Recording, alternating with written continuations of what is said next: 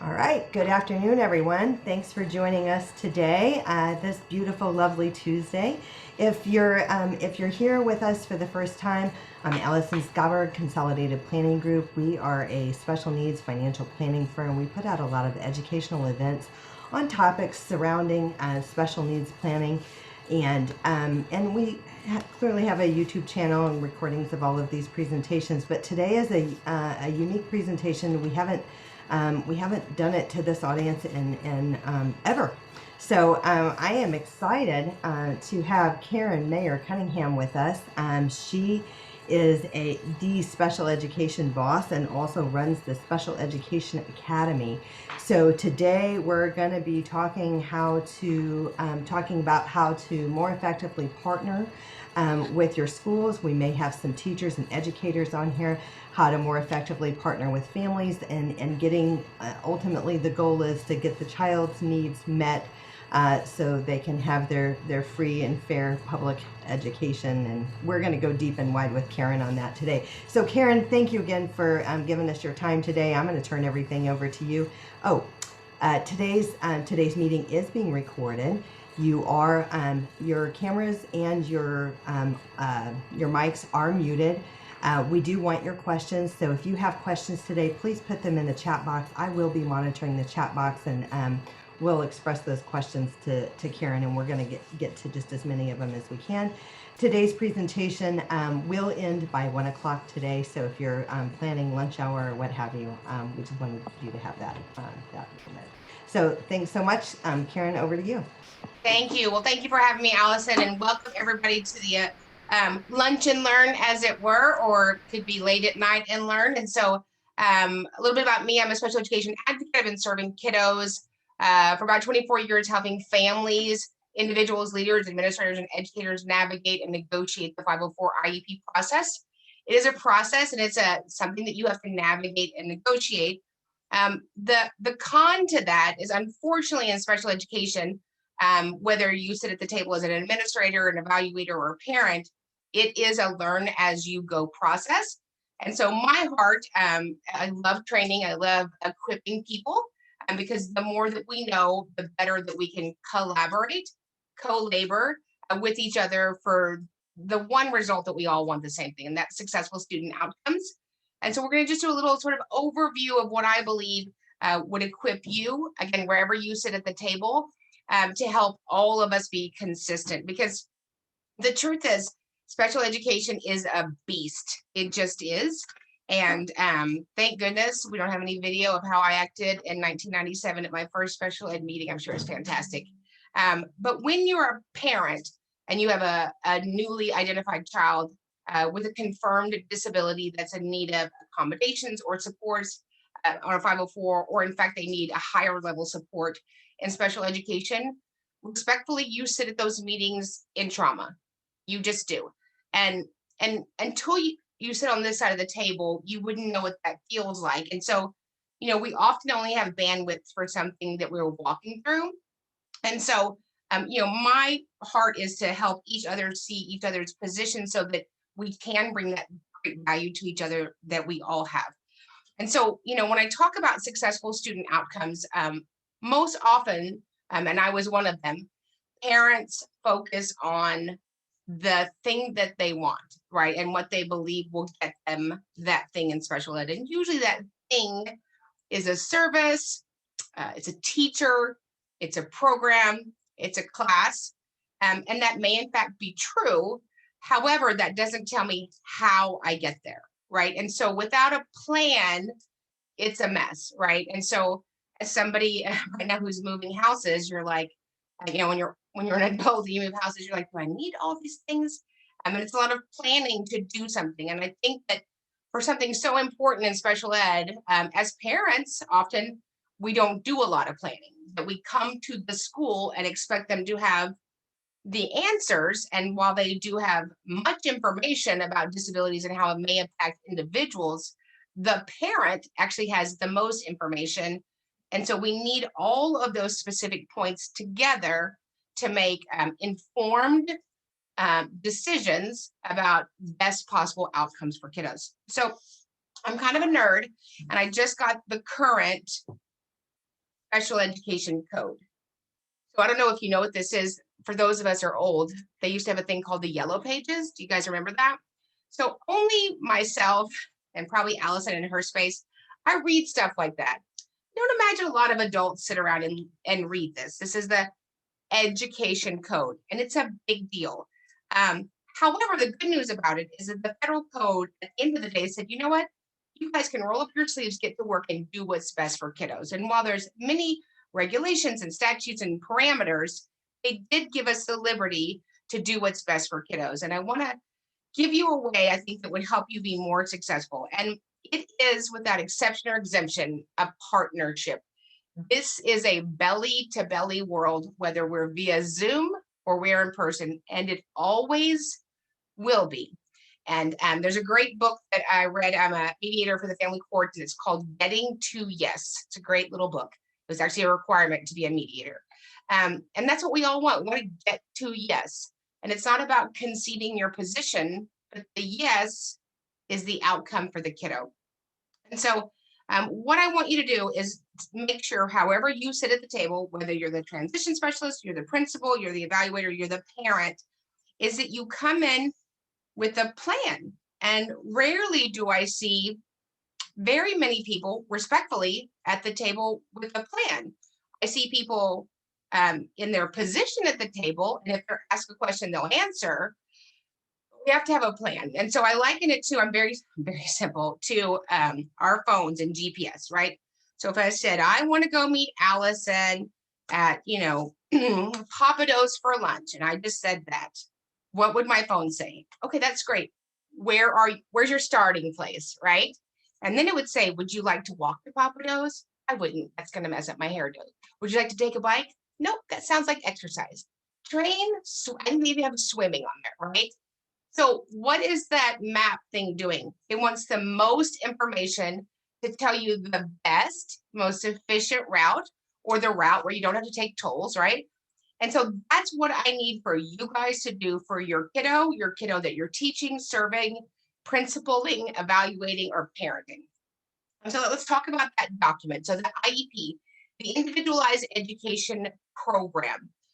In Texas, we call it an ARD because we have to be different. However, the acronym in Texas is really efficient, right? The ARD, admission, review, and dismissal, talks about what we're doing in every meeting. We're either admitting that individual into a special education program, we're reviewing it, right? We're always reviewing it. And then dismissal, at some point, that individual will be dismissed from special education, either because we did great intervention and there's no longer that level of need, or they will graduate. In all of the other states, the whole document is called an IEP. In Texas, when we say IEP, we're thinking of IEP goals. So I'm going to talk like we're all over the place. So we'll just stick with IEP because you'll be watching this video all over the world. So the IEP committee must consider when making this document. So the first thing you need to know is there are 5 required stakeholders on the IEP committee. We call them team membership. The federal code calls us stakeholders. The number one person is the parent or the guardian, as they have the most information. Number 2 is the LEA representative. LEA stands for Local Education Agency. That's where your child goes to a federally funded school. If you don't go to a federally funded school, there are no federal requirements for them to follow IDEA, the Individuals with Disability Education Act, although most private schools will certainly try to do that, but there's no onus for that. So the LEA is a local education agency. That's just the school. The SEA is the state education agency, right? The third person at the table is a general ed teacher, right? And they bring the bulk of the information of how the instruction is delivered. In our state, we have what we call the TEKS, the Texas Essential Knowledge and Skills. The second person is the special education teacher. Special education teacher always supports the general ed teacher. The fifth person is an evaluator or somebody who's certified to understand, interpret evaluations, and or answer questions about them. Those are the beginning 5 people. Very important that we don't excuse any of those people, and because then we're assuming things. We're making assumptions and we're speculating, and neither one of those have good outcomes. We need all of those people at the table, even if we assume your child is never going to be in general ed or in special ed. We need all of those people because they bring great value. Karen, in this, not assuming anything, just for the number of people that are on here today, can you just talk about, so I assume that there's some parents on here that already have plans. They are there, they maybe they're happy, maybe they're frustrated, maybe they need changes. Yeah. But we may have some parents on here that have new diagnoses, or they are just learning about how to request accommodations. So could you just hit on how to, so you're talking about who comes to the table, but Sure. how do we start this and how do we get to the table? How do we get to the table? It's a great question. So initially, and what parents ask me whether we're doing a YouTube presentation or Facebook or TikTok is the number one question. And there's two number one questions. What's the difference between 504 and ID and special ed? And how do you get testing? So how you get testing is very specific. You need to email a very clean, simple email document to the principal and say this. This is my formal request for my child, Billy Smith, to have special education testing.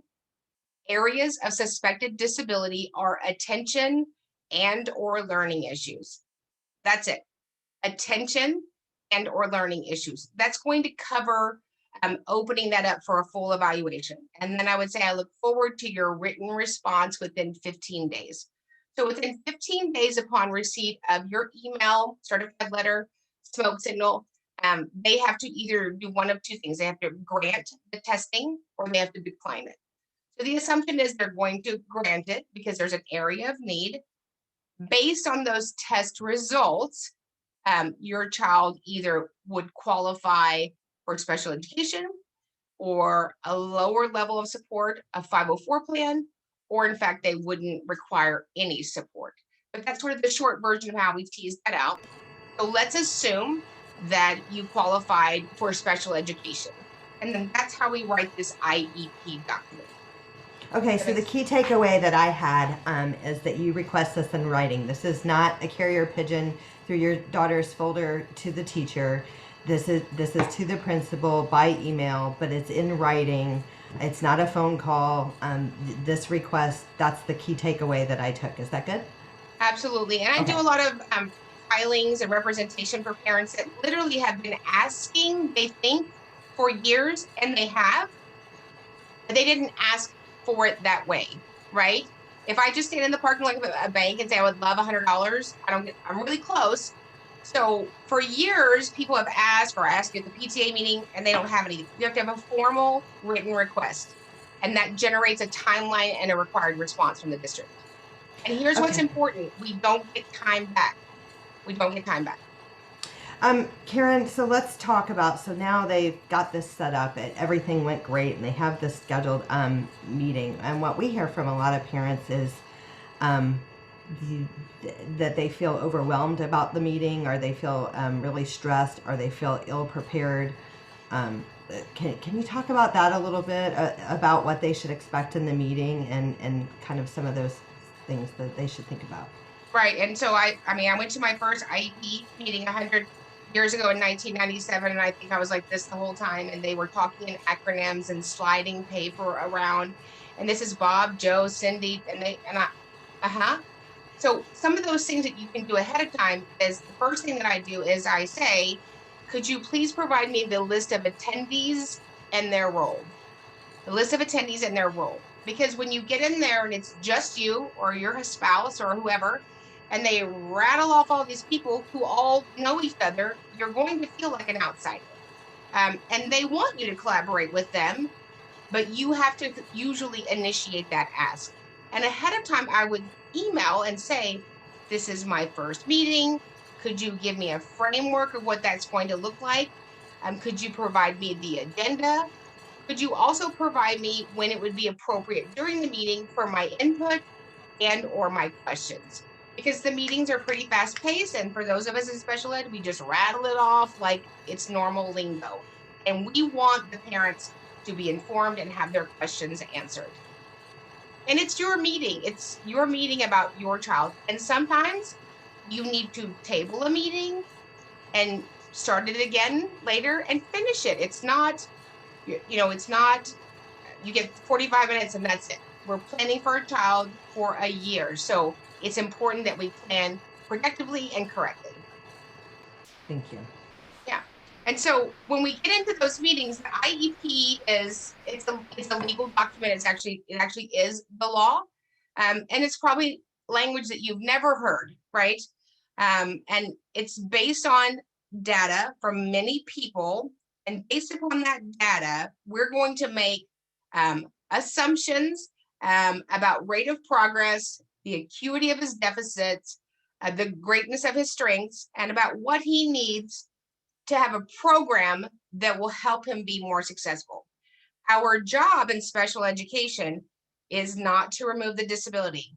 Our job in special education is not to close the gap. Let me say that again. Our job in special education is not to close the gap. And I think that's a misbelief by many people. Our job, in fact, is to make sure that the gap doesn't get bigger, and to teach that individual child strategies to self-manage their disability, whether it's functional, emotional, behavioral, social, language, academic, any of those things, right? So what would special ed look like, Karen? So special ed is specifically designed instruction. I call it like coaching, right? Both of my boys are athletes. They have private coaches, and they're going to they're going to work with them and go, this is the specific area you need to work on. And that's what special ed is at school. I'm given instruction, right, by teachers and special ed teachers, but this is specific to me. It's not a small group reading, it's specific to me. And it will address the deficits that we've identified in those places of testing. And so special education is a service, it's not a location, because often parents are either by their own antiquated beliefs or by what somebody else tells them. Oh, you don't want that. You don't want your kid to have that label. So here's the good news. Packages have labels. Humans have eligibilities, right? So I was at the mall this weekend. I didn't see anybody with the label following them, right? So an eligibility just opens the door for services, and that's good news, right? And so special education is just something specific, a little extra that your kiddo needs to be successful at school. I think there is some, for families that are just thinking about this and have not already been down this highway, that there is some misunderstanding of perhaps what happens when you apply. Does that mean that your child takes the fast pass to the special ed class? And that I think that's some of our old school thinking, or how things Right. were when we were kids, of how that worked. But it's not really. I mean, can you talk to that? That's not really how it works. That's not Right. what this means. Right. And the good news now, really, and I mean, Allison, you and I both know, kids come in and out of a classroom. You need this, you need targeted intervention, whether they're special ed or not. We do a really good job of teaching kiddos. But again, special education is a service, it's not a location. So almost always it occurs in the classroom. So in the classroom, there'll be the history teacher, and then there'll be a second teacher. That is the special education teacher. What does she do? So the original teacher teaches, right? Two things happen in a class: instruction and production. Once the instruction is delivered, that special ed teacher may come along your side, your student, and support them, whether that's reteach, clarification, reminders of what they need to do to be successful. So it's an extra person to support them in an area that we know that they have the deficit. But it's not, hey, Bob, come with me. We know you can't read. It's not that. We're not going down the hall. Now, there are some kiddos, based on the severity of their reading or math, academic, or behavioral needs, that they're more successful in a different classroom because it may be smaller. I might be able to focus. There's less kiddos. The instruction is at a slower pace. And that's after we've tried all these other steps, right? So the law says that we educate individuals to the maximum extent possible in their regular classroom with their non-disabled peers, because we know that kiddos, everybody learns from their peers, right? And so we want that initial delivery of instruction in the class if at all possible. Very good. Thank you. Yeah. And so we write this plan, and just like humans are living and breathing, this plan is moving. It's not the one and done. It's not like you get what you get. And these are based upon our his known deficits, right? So he might have speech goals, he might have math goals, he might have attending to task goals. He might have clean out that backpack that looks like it exploded goals. So that what? Why are we doing this? We're doing this for three reasons: so that they will have gainful employment, independent living, and further education, right? So, gainful employment, all those things that you need, that's what we're doing it for, right? Because we know those deficits that present during the school years, if not addressed, they're going to present as an adult, right? So gainful employment, independent living, and further education. That is our end goal. So, for parents that have a plan in place and things have changed, maybe things are better, things are worse, there needs to be some plan tweaking. When and how do they contact about that if it's outside of the once a year meeting that they typically have? Is a school year too long to wait for the interventions? Do you recommend earlier intervention if they're seeing changes that need to be made? Yeah, absolutely. So here's the good news: the product's either working or it's not. So when the product stalls, then we call a meeting, and you just call and you would email and say, I'd like to have a review IEP meeting. And we're going to review, right? And page 3 isn't working. Or, oh my goodness, his goal on page 3, he blew past that. He doesn't need it. He doesn't need OT anymore. You know what? He needs a lot more counseling. And so we just move it, right? What my 8-year-old needed, who is now 18, he doesn't need. So of course we adjust it, because the document is for a full year. And good news is that sometimes kiddos pick things up really quick, and sometimes kiddos take longer. And so we just adjust it. But you step in when there's a need. You don't wait. So what we've seen over the last year and a half with this pandemic that we're living in, kids with disabilities were struggling to begin with, and then they moved into an online model of learning or some of these other models that most have not been overly successful for kids that learn differently. They've been difficult, very challenging. So, any recommendations on that? And I mean, those are drastic changes to the learning model. So I think that probably a lot of the parents on here have had issues over the last 12 months with that. Right. And so it's sort of a big ball of rubber band to unpack.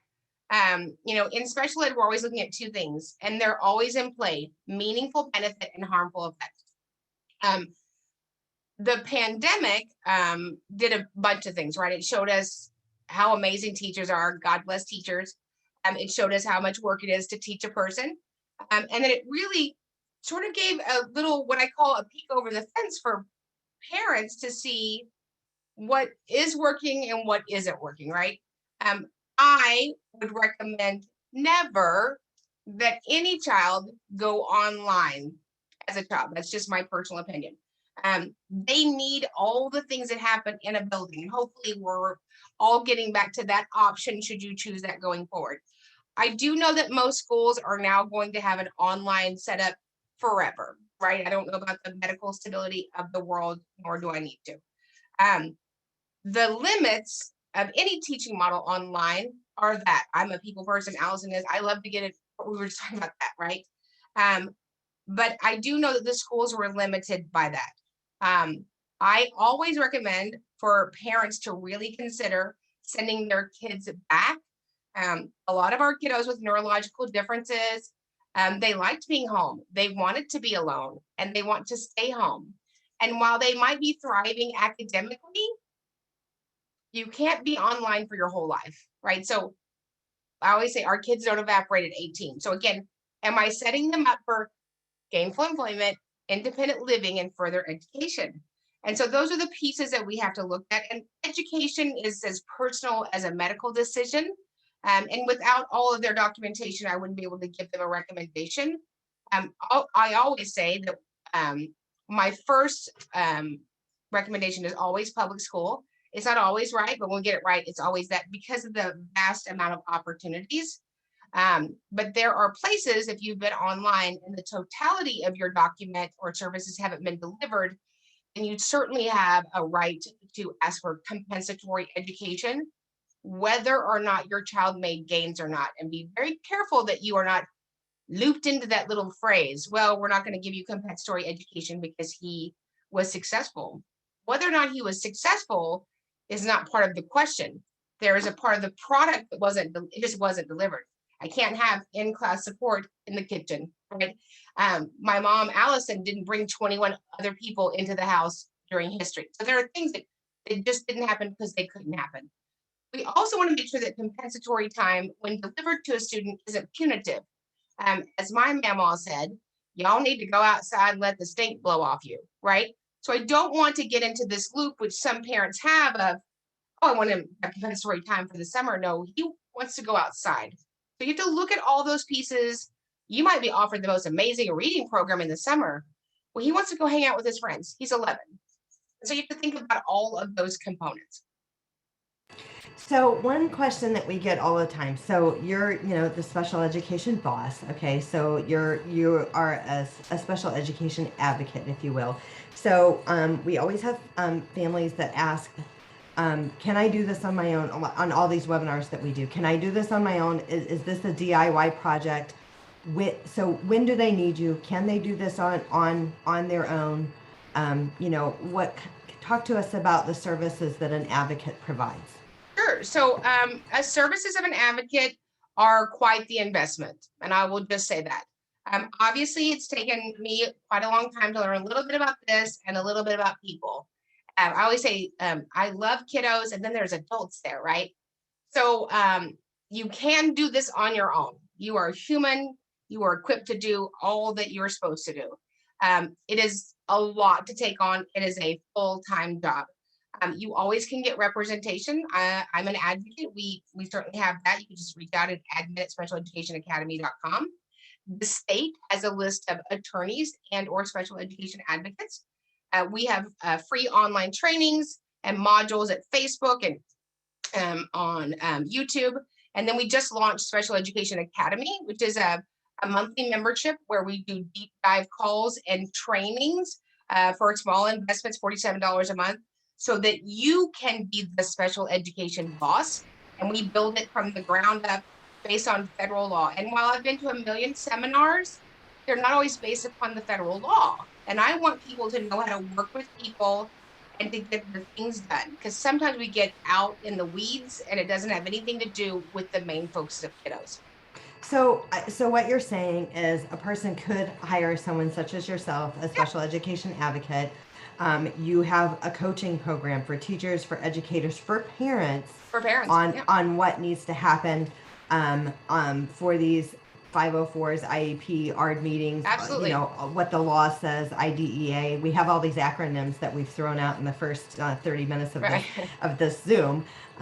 But basically, you have for the DIY, you have training for the people that want to do this themselves. Is basically absolutely because I'm going to train you just like if I came in and said, Allison, train me how you take care of your clients. That's what I want. I couldn't help everybody if I could help everybody. There's 6 million people in America that have an IEP.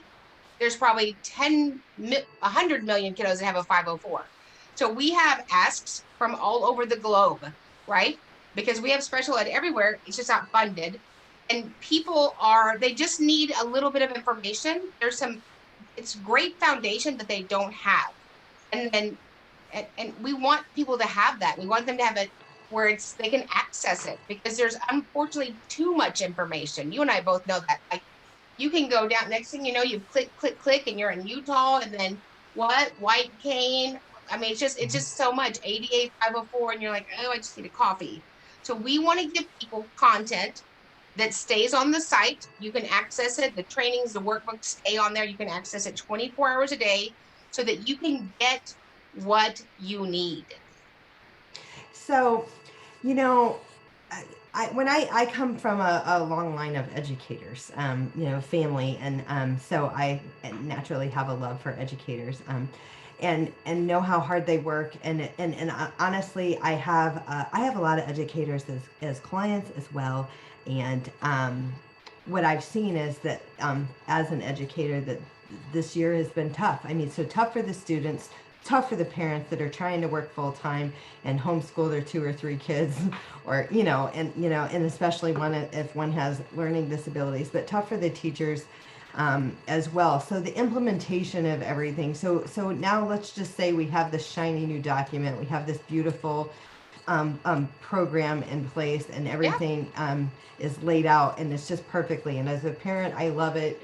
The teachers are all on board. Everybody that sat around the table that you're talking about is all on board. Um, so we've got everything's going smoothly, and then we have everything isn't going as planned. I'm saying all this to say that I am in like the true belief of like that the schools they're not out to get us. Okay, they're not out oh, to get us. The absolutely. teachers are certainly not out to get us. The administrators or anything like that. Um, but but I have heard from some like really bad experiences or things like that. So for people that are struggling, maybe their IEP isn't working, or they've had some frustrations. Can you talk to some give some advice about that, or how to fix things in a positive way? Because we don't. Cause I'm a believer of things roll downhill, right. So Absolutely. I don't want the school to hate me as the mom No, of my child, because my right, child is the one that's there every day, right? right, So how do we fix this the right way? right. And so that's a great question. And really, the gap is not that big, but if you have a pebble in your shoe, it hurts, right? So I'm always training whether people like it or not, and I'm always learning from other people. I remember I think I did a webinar with you, and during it, I was like taking notes about you. I was like, she's so smart. So we're all in this to learn from each other. My job is to equip people wherever I go, not aha, right? I don't know what I don't know. I'm teachable. May not always feel like it, but I'm teachable. So we need to remember that we're all on the same page. We all want the same things. If it's not working, unfortunately, my experience is that for whoever at the school district has limited their teachers. I love teachers, but how I got into special ed was somebody took a piece of paper, wrote something down in Round Rock, Texas, and literally slid it under my leg at a meeting when my kid was 3. And it was for mental health, mental retardation agency in Austin. And my experience is it's still that way. Unfortunately, teachers are like, hey, Cindy, Bob's not reading, but I can't say anything, but you can. And I'm gonna fix that before I die. But that's a big people. But people on the ground want to help each other. So my job is to make sure that we're doing it in a way that's efficient. Parents speak passion, which can feel very derogatory, and teachers are certified educators. So when a parent is passionate, which might feel aggressive, and it's and they're telling you emotionally how they want their kid to succeed, it might sound like, "Hey, you're a terrible teacher and you're not doing your job." I'm just guessing, right? And as somebody who's an advocate, which means I'm there to audit paperwork and a product, I have to come in a way that brings people together, right? So parents don't work there. I don't work there. Teachers don't live with parents. So my job is to help you communicate parent passion and teacher education.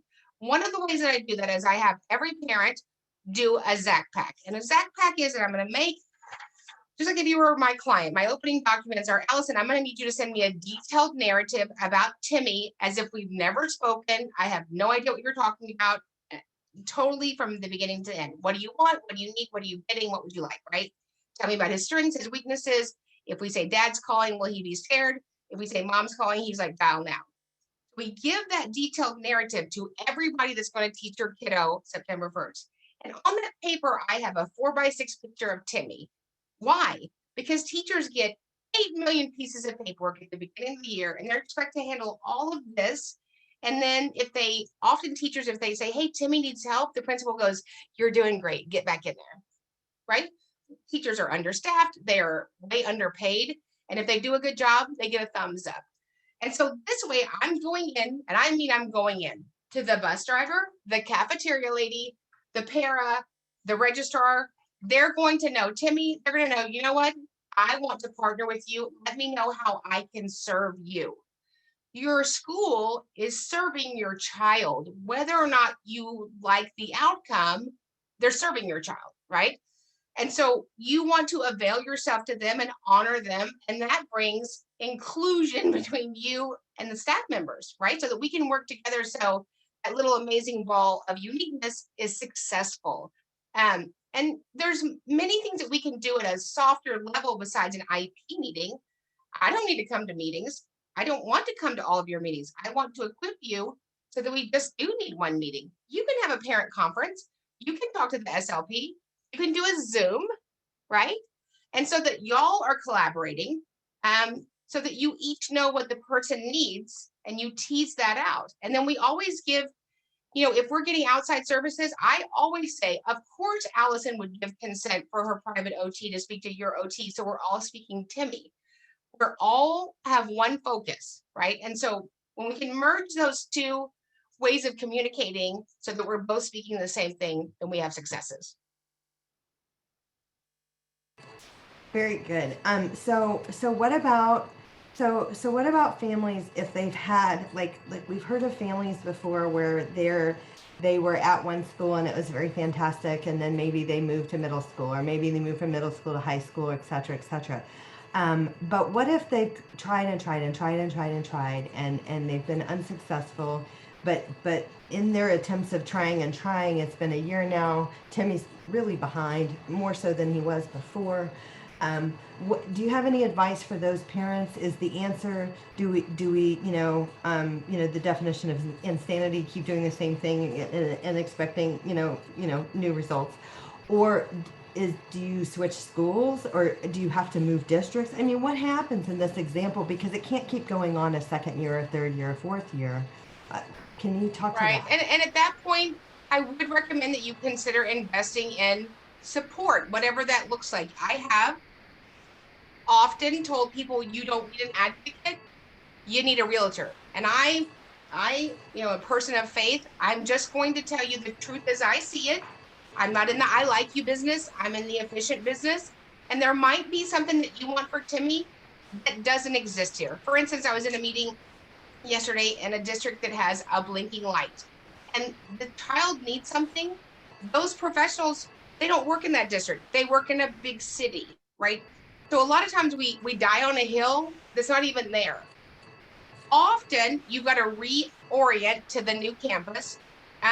But you get to a place, if you're not hearing them and they're not hearing you, then you have to do something different. And I would consider investing in an advocate to come in and sort of, one of the things that I do is I sort of reset everybody. Like, let's all take a break and just kind of relook at it, right? And I honor the teachers, I thank the teachers, I honor the parents, and we can all kind of etch a sketch. But sometimes it's just not working, and that happens. But do not let any more than a year go by, because what we're doing then is that child is teaching themselves strategies because they're not getting the intervention that won't serve them long term.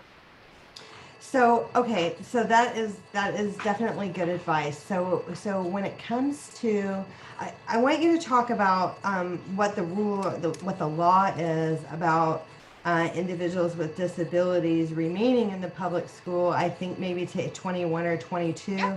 And if that is your goal and mission for your child, or your child clearly needs to stay in, what kind of notification needs to be provided to the school? When do you need to start having those conversations? So that's a good question. So, and we'll come back and do a seminar on this. But the most important part of special education is a product called transition. Federally, it happens at 16. In Texas, it happens at 14. And that is those years where we're getting ready for that little cherub to deboard, right? And if you had a non-disabled child in high school, that's when we're going to college, where you're going to live, all those things.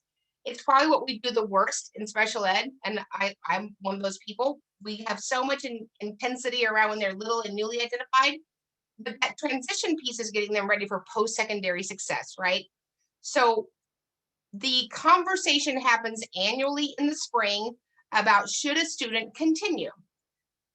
be very clear that the student will have all of their credits to graduate their senior year. That's not the question. The question is, have I written rigorous, appropriate life goals that would require the school to continue to educate them, right? So I was with a parent the other night, and one of their goals for 18 to 21 was folding clothes. Well, the school doesn't need to pick you up for that. You can work on that at home. So I said she's going to go into a supported dorm-like setting. You'll need to know that when you have half a gallon of milk, that you won't have a gallon of milk tomorrow. It will run out. When she's low on shampoo, how do you order that? Where do plastic bags come from? How do I get socks that match my uniform? All those little things that it takes to live, to be successful in a job, those are things that we write goals around. And so schools are dismissing kiddos that if I had been involved, they would have met criteria for 18 to 21, but nobody ever put in life skills goals, real acquisition and retention of a job goal. Simple things like Allison's little Timmy goes to work and he can't work the next day. So he asked Bob, will you cover my shift? And Bob said yes. And Timmy leaves. Well, that's not how you get your shift covered, right? And so that's something that we have to teach a child or an individual, right? This is how you check your schedule. This is how you interview. This is how you go online and ask for 1 week off a month out. Well, they don't know that. My 18-year-old wouldn't know that.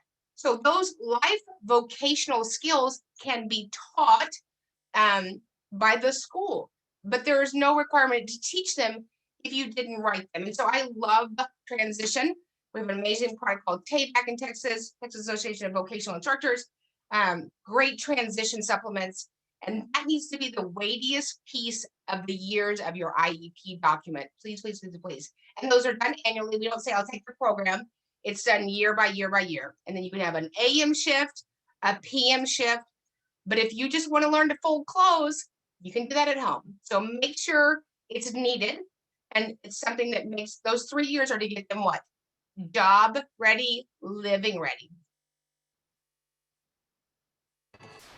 So what are the biggest area in special needs and biggest areas of concern that you see, or the biggest things that are weighing on you, are cases that you're working on right now that we need to understand? Like, tell us about that.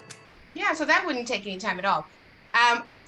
My biggest areas of concern, which is why this is not a job for me, this is a passion of mine, is that we are setting kids up for destiny or destruction. And I promise you that's the truth. And if I hadn't fought, and it was a fight for 16 years for my son, I can assume where he would be, but he wouldn't be where he is. And unfortunately, I hate the word fight, but you have to stand up for, as a parent, what you believe his needs are. And then you also have to be willing to partner with the educated professionals that are professionals in that space, their important information and input as well. So we still have an antiquated system. IDEA, which is 45 years old, is fantastic, but it's a little bit of an overreach. It's not funded. We fund football. And we still have antiquated beliefs around disabilities and special education. And we're going to turn that around whether we like it or not. We all have biases. I do, you do. And we make assumptions about kiddos with disabilities. We make assumptions about their parents. We make assumptions about their advocate or their principal. And so we have to learn to put that aside so that we can meet their needs. Because when we get it right for kiddos, and we get it right all the time, it's the most amazing thing. We have so many supports for kiddos to be rock stars now, and we need to dig deep and get that for them. I love that. If we've got parents that want to read and want to, they're thinking about starting this process. Is there a particular website, like for instance, if I want to learn about IEPs, IDEA 504, is that on Disability Rights Texas? Is there a particular website in mind that they might be able to, that has just great information, that's just, not biased or anything, it's just out there? Right, and I don't know one that isn't biased, but I think a great starting place is Wright's Law, which is Pete Wright. He is ridiculously amazing. He's the most premier advocate attorney, and was a child labeled. Actually, the evaluation said that he was an idiot in the 50s. I actually have heard him speak, and he is amazing. So Phenomenal. yes. So Pete Wright, if you ever have the opportunity to hear him speak, I'm sure you can go online and listen now. But he comes to Houston every few years. That is worth your Saturday. So Right. And also a website that I would go to, texasprojectfirst.org, texasprojectfirst.org. It's funded federally, but it's for special needs parents, written by special needs parents, right? Because I bust out FBA, BIP, UPS, PCS, VI, and what? And it's written in what's very user friendly. So I like that website. Texas Project First. Texas Project First. Thank you. So, is there a time frame for a parent to read over the goals and provide feedback to the IEP ARD team with the school after the meeting? Like, can you tell us about these like time frames and dates? Like you mentioned, 15 days the school has to respond. Tell us about that. Right. So let me just debunk a myth. There is no federal or state statute for the school providing you anything prior to a meeting. That is not true. The only language inside of the federal code is that they have to provide you a copy of the IEP at no cost. So the bulk of law is assumptive. We assumed that you would have done that. So let's just debunk that, whatever you heard. So how you collaborate with the district is you say, and this is what I always say ahead of time, I want four things. These are the four things I want ahead of time. I'd like a draft copy of the present levels, the goals, accommodations, and schedule page. What are we going to do to support him? Knowing that it's a draft. Without that draft ahead of time, it's unlikely that I'm going to be able to make an informed decision, and we'll have to reschedule the meeting. So that what that says to the school is they want to work with me. We don't want to reschedule the meeting. And that's how you're asking to get it ahead of time. I would like ahead of time so that I can tell the school what mom wants for Timmy, right? So that we can be efficient with our time. It's a business meeting. You're not buddies. This is a business meeting, and it is. And I know that we get very familiar at schools. It's a business meeting. And so when I go into a business meeting, I want to be prepared and efficient. And that way you can give your input ahead of time. I'm going to put this in the chat box for everyone, and I would like you to repeat. So you said draft copy accommodations. Yeah, so here's the email, and I'm all about less is better, right? Please don't send the school an email with the federal code says in 300.11D. Don't do that. Don't do that. Okay? Just say this is if I may have a copy of the draft ahead of time to include the present levels, the goals, accommodation, and the schedule of services page. I call them the four pillars, and I train on that. If I have those four pillars, I can tell Allison kind of where we're tracking, what that looks like. I don't need the whole document, right?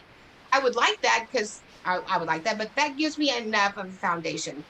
And then you can see where's he at, what is so deficient we have to write goals around, right? We're going to measure. What are the accommodations? What's an accommodation? An accommodation affects how you learn. I'm being accommodated right now. I'm sitting in a chair. I could be standing. So that accommodation is something extra that we need. We know without the accommodations, he won't be successful on his goals. And then the schedule page says, hey, in English, he's fine. In math, we got to have a second person. In recess, he needs somebody else because he gets a little too wound up. So it tells me kind of what his day is going to look like, right? So that's a great format of where we're tracking and where they believe he is. And then I always put in the email, without that draft ahead of time, it's unlikely I'm going to be able to make an informed decision, right? Because I want to be informed so that I have time to process and partner with you. So to go back to what you said earlier, so because I just want to confirm this. So we get this IEP. Do we have a number of days to review it? We don't. There's we nothing? don't. I just gently say, because I'm gentle, if you could please provide that to me a few business days ahead of time, I would appreciate it. Because here's the deal, schools are buried. As you know, Allison, both you and I send emails at 2 in the morning because we're working, right? And maybe that person that put the document together was given it at 3 o'clock. So I just gently continue. I want to partner with you, right? Schools are way overloaded, way understaffed. And so I let them know ahead of time. I don't say, by law, you owe me 5 business days. Please let me know when I may have the draft. So you're saying that they're sending the IEP document ahead of the ARD meeting? I'm confused on what you're saying. I'm asking for a draft of it. So you're asking for a draft, and that doesn't mean it's in stone, but then you can review all of the things. So as a parent, you can basically review all of the things and see what you agree with it or disagree with, and basically hone in on the things that you need added or adapted, as opposed to Right. And so what I would say is it's just a draft, right? The school had a staffing and they populated this document. And I would just say, even when I'm in a meeting, so on goal 8.2, I would propose that we change the criteria to two verbal prompts, one physical prompt, and maybe bring down the percentage. Because based on his present levels, I don't think he's going to make that. My recommendations for adjustments I make live. Because the way to miscommunicate is type. I'm not a typer, I'm a talker. So, and if you're a typer, then do that. So that way I'm not saying you did a terrible job, but I'm reading them and I can see what they're seeing. And then I want to share what I'm seeing. Does that make sense? yes, for sure. But the school, listen, the school's not going to send you anything ahead of time unless, you live in paradise, unless you ask for it. They're just not going to. So we're coming about around the bend for our end of time for today. So I would like to just ask everybody if you have questions, certainly please do put them in the chat box, and we're going to try to address those. So do you have any parting tips or any additional things that you want to make sure that they walk away with this today that they need to know? I think one of the things that's so important that we've lost in America is gratitude. And I am obviously the first person to identify when there's an area of need. But I also say, I'd like to thank Allison. Thank you for making, and I say it, I say it on behalf of the client. They don't ask me, but I just say, mom and dad certainly, again, wanted to thank you for a great year, no matter how it went, because there was greatness in it. We appreciate all of your hard work for Timmy. It's really shown, and we appreciate your effort. Thank you so much. That's huge. People don't say thank you. And teachers are like, right? And so that makes me want to work with you, whoever you are, when we thank them, right? Thank you for being such a great mom. You were at home. It was hard on everybody, right? And teaching is hard, parenting is hard. And know that every year is a re-up. It just is. Kids are never paperwork, thank God. And you got to start again. You got to tell your story again. You got to re-meet the teachers again. And you've got to get in there again and support your kids, just like you would support all of your kiddos. One thing that comes to mind, and this comes as a parent teaching kids that learn differently and struggle. As a parent, it's hard. It's hard as a parent, but you're literally working one-on-one, or if you have 2 or 3 kids, but and then these teachers are working with 18 or 27 kids in a classroom, and seven of them learn differently or have learning disabilities. Right. So wrapping your mind around that, like at the times that you've been feeling like I'm about to lose my mind just trying to teach my own child, right, and kind of work through some of these things, it is definitely a hard process. Let me check our chat box really quick. If an FIE report from school district evaluators contain recommendations that are key to the student's success, in the parent's opinion, can others on the ARD, or in parentheses, schools, administrators, and teachers, refuse recommendations, citing difficulty to implement, i.e., implementing work break cycles to increase mental stamina for ADHD, providing study guides for listening activities. I had this experience, one, or like the extra set of books or whatever it was allowed. Can they just say it's too difficult to implement? Is that okay? Absolutely, it's okay. What's not okay is not doing what's right for kiddos. Often I get a document that has all of this on it. I will see a document with 30, 40, 50 accommodations. Nobody's getting 50 accommodations. You don't give 50 accommodations for your child before you ask to make them breakfast for Saturday morning. And so often I call it the shiny jewelry box. You go, oh, that. What's reasonable? And what can be delivered in an educational day? Like meaningful benefit, harmful effect. A recommendation is just that person's opinion. It's a recommendation of what might be beneficial. And so we take all those recommendations, which all might be good, but they may not be appropriate. It's called FAPE, a free, appropriate public education, right? And so we have to figure out what that is within the constraints of 368 minutes in 180 days. Would I love to have all of it? Yes, but that's not realistic or appropriate for that child. Does that make sense? So we look at all those recommendations, which are the most important.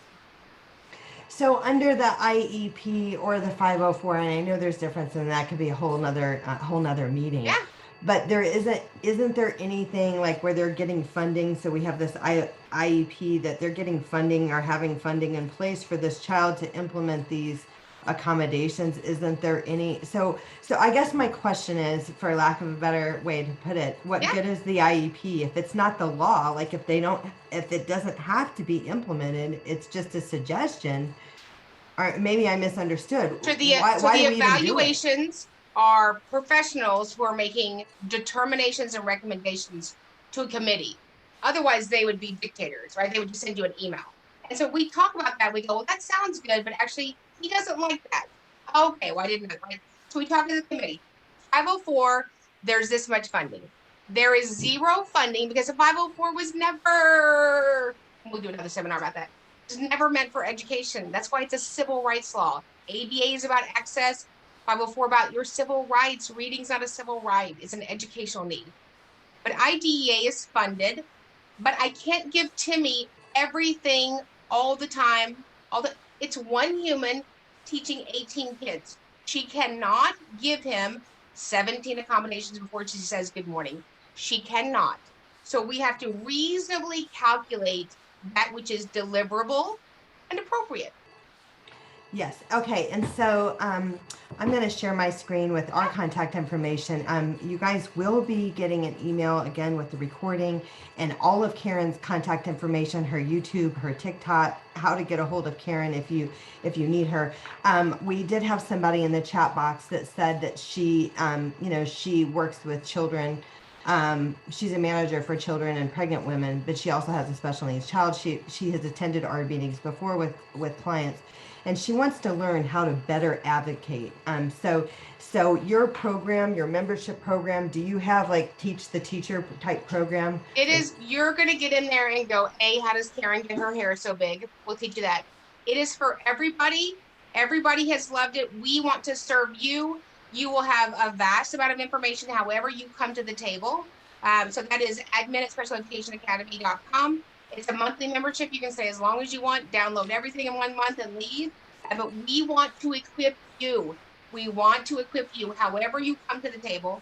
Additionally, if there was something today that you think about later and you want to ask me a question, just shoot me an email at Karen@specialeducationboss.com. I don't care if you watch this 10 years from now. We want you to get the information you need because you're the one impacting kiddos that we never will. Yes, got it. So when it comes to at the table, you mentioned all these people. We did have a quick question: is do you suggest the VR counselor if somebody is in vocational rehab through the Texas Workforce Commission? Do you suggest them being at the table since their goal is to find gainful employment or competitive employment is basically the goal of VR? Sure. So what I would recommend, because people are so busy, is that I would recommend a summary letter from them and then maybe parent, somebody from the school, and that VR person do a pre-Zoom. Oh, I should make a shirt, pre-Zoom. So we can just meet ahead of time on the Zoom and we can talk together. And then that piece can be put inside of the transition supplement. Does that make sense? Because yes, for sure. You want to use the time of the actual IEP meeting efficiently. So any of those components that I can work with outside of the meeting, I'm going to get the adaptive PE teacher and my orthopedic surgeon together. I'm going to do that outside of it. And that's one of the great things about Zoom now is we can do that. Thanks so much, Karen. Yeah, as absolutely. always, you're a wealth of information. Thanks everybody for sharing your lunch with us today, and we'll get this all out to you, like I said, later today or tomorrow, and you guys will be able to reach out to to Karen directly. Thanks so much, and I hope you guys all have a great week. Take care.